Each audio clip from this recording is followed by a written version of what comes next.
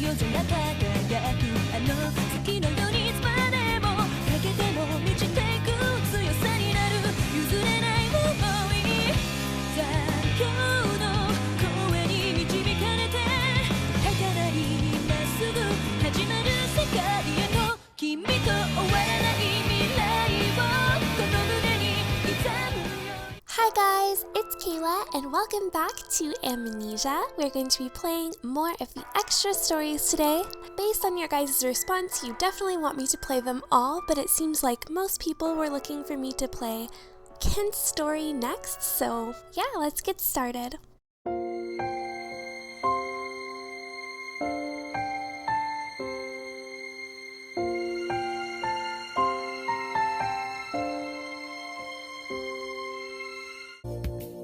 Whether I should go to return this umbrella today or not, that was the question at hand.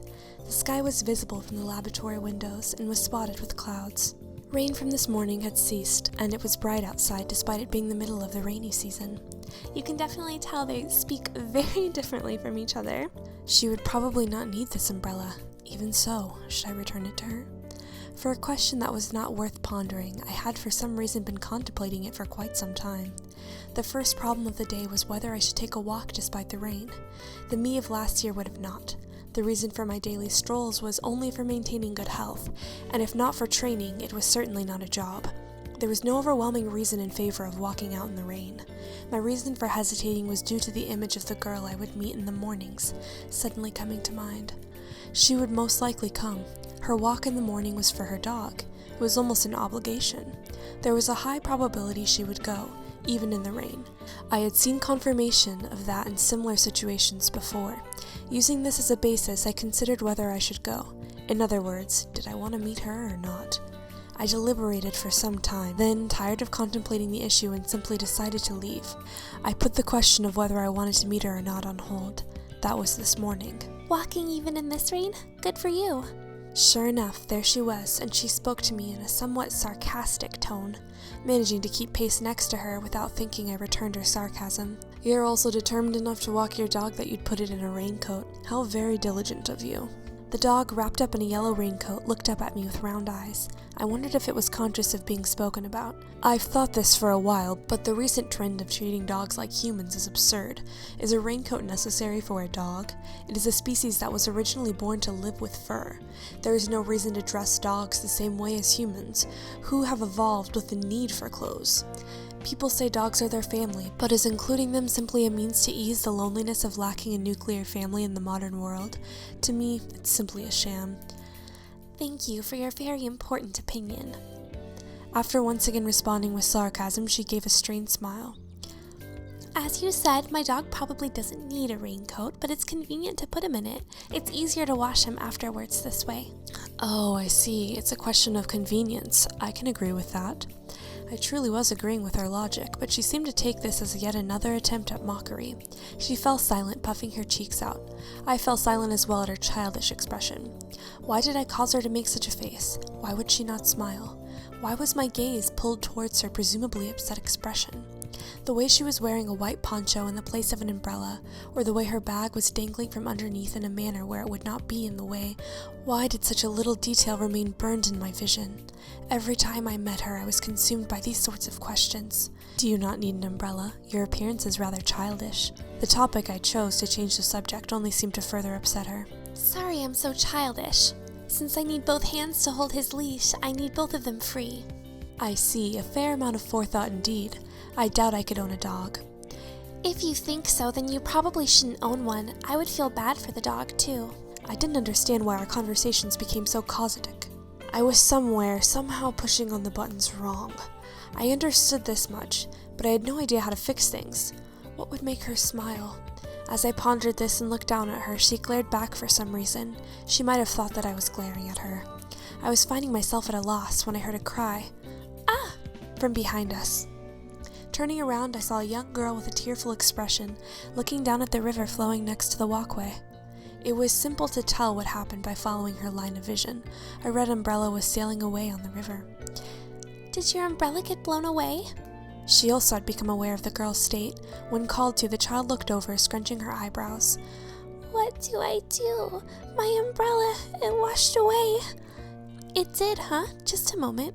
I looked on, puzzled, as she pulled back her sleeves. She was possibly trying to take off her poncho. What was she thinking? She must be joking.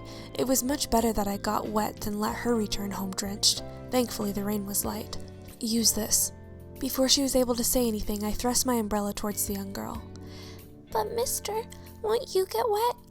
I'm not so weak that this amount of rain would affect me. My house is close by as well. I heard that children catch cold easily if they are soaked for too long. If that's the case, it's better that you use this umbrella. However, you'll have to be more careful this time so that it won't get blown away. I controlled her contempt to get a word in with a stare. I can't imagine that you're as sturdy as I am. Your house was, if I recall, farther away from here. Therefore, it's much more efficient for me to give her my umbrella here. What? But... You don't need to be so insistent about it. Besides that, now that I've given my umbrella, I'd like to return home. But... Oh, that's not what I... Enough. You go along now. The young child, who had been looking conflicted, seemed pressured by my words and grabbed the umbrella. She was probably considering whether or not it was all right to accept something from an unknown man, as much as a child could consider such a thing. Thank you. After having opened the umbrella, a men's size wholly unfitting to her, the child gave an unsteady bow and ran off. It seemed difficult for her to run with such a large umbrella. It may have been the wind's resistance was too strong. Perhaps allowing her to give the child her poncho and then having her borrow my umbrella would have been much more efficient after all. While I regretted the error of my decision, the girl beside me pulled up her poncho even though there was no longer any need. What are you doing? Please listen to me. I have an umbrella. She spoke as if angered, and from underneath her poncho she produced a folding umbrella. Please, use this. It was too late for me to realize that this was what she was trying to convey earlier. What a grave error! You'll catch a cold. Please hurry and open it. I accepted the bluish-gray folding umbrella decorated with a droplet pattern and opened it. I had erred after all. I should have listened to her properly and allowed her to give this to the child. Why did I always miscalculate decisions when she was involved? I'm sure we'll meet again tomorrow, so you can just return it then. And I don't need any thanks. I was planning to give it to her anyway. Just return it tomorrow. Also, you're getting soaked, Kent, so you should take a proper shower when you get home. If you had just listened to me, I would have been able to pull it out earlier. As she spoke rapidly, she glanced over with a sullen look and added in a small voice, Still, I never expected you to do such a thing, Kent. You're nice. Am I nice? Hadn't I made a very large mistake in judgment? Shouldn't I have listened to you? While I sincerely pondered over these thoughts, she turned away swiftly. Anyways, both of us should head home for today. Yes, you're right. This amount of rain was a little consequence to me, but I was not eccentric enough to walk about town with a woman's umbrella. Watching her bobbing white form walk off, I sincerely felt that I had erred in my decision. I'd barely talked to her today. Why had I even come here? I don't know. I didn't want to answer that yet. Either way, that was the reason I was in possession of her umbrella. I was told to return it tomorrow, so it was fine to wait, and whether for better or for worse, the rain had stopped, with the forecast for tomorrow being sunny. Until the time that I would meet her tomorrow, she would not find herself in need of this umbrella. And yet the reason my eyes trailed off to my cell phone was because, if I said I would return it, I would be able to meet her again today. Since I was unable to see her for very long in the morning, I would be able to speak with her a little bit more if I did, even if it would simply end in another quarrel. Why was my urge to meet her so great that I concocted reasons for it? Each time I asked myself this, I would suppress the barely visible answer deep into my heart. Am I possibly in love with her? Impossible! As I was on the verge of veering into a train of thought I shouldn't follow, followed by its opening. Ken, hide me! The man who spoke sharply as he came in was my friendly rival EQ. Closing the door behind him, he quickly began looking behind desks and glancing around the laboratory in an attempt to hide. There was only one reason I could give for his desperation. It was a woman. Are you being chased? Yes, by quite a few. In fact, you'd be surprised at the amount. EQ had barely managed to find a gap to squeeze into when suddenly the door swung open without a knock. Is Iki here? How noisy. The uninvited guests were 3 female college students. As they'd rudely barged into the laboratory wearing ridiculously flashy clothes, I responded to them curtly. He's not here. Leave.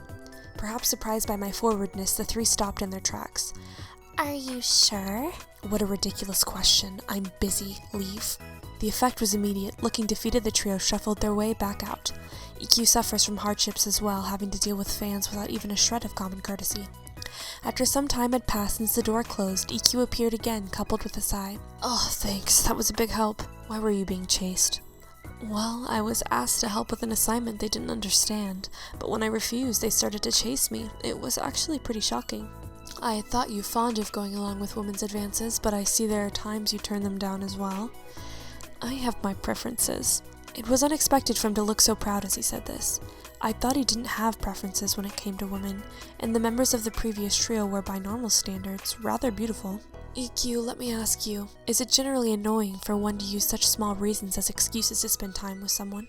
Of course, the umbrella was on my mind when I asked him this, though it applied to his situation as well. EQ lightly tilted his head.